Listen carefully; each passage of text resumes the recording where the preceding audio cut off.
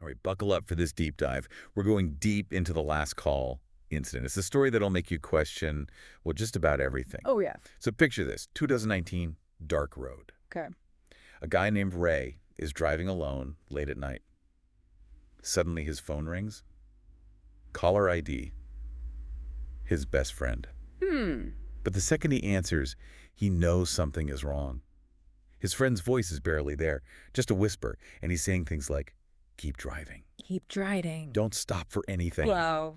I can already feel the tension. Right. Like you're already on edge driving alone at night. Totally. And then you get a call like that, forget about it. I mean, think about what must be going through Ray's mind. Is his friend in some kind of trouble? Yeah. Is it a prank? Is someone playing a really, really messed up game? Exactly.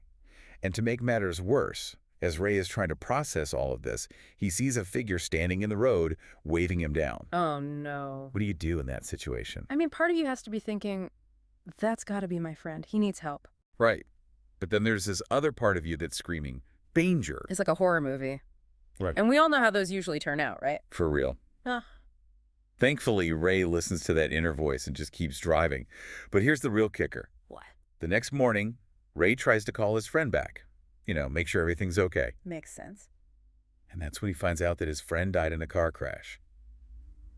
Hours before that phone call. No way. I'm telling you, the timeline just doesn't add up. This is where it gets really interesting. How do you explain a phone call from someone who was already gone? It's mind-blowing. Could this be some kind of residual energy?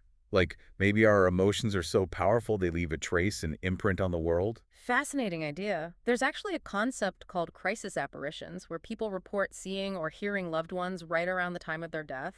Some say it's a stress response. But wouldn't a stress response be more random? Why would Ray's friend specifically tell him to keep driving? That's what makes this case so unique. It's not just a fleeting image or a sound. It's a specific message that seems to directly relate to the circumstances of his friend's death. So what are we left with? A glitch in the matrix, a message from beyond, something else entirely. The last call incident is a powerful reminder that there are things out there we just can't explain.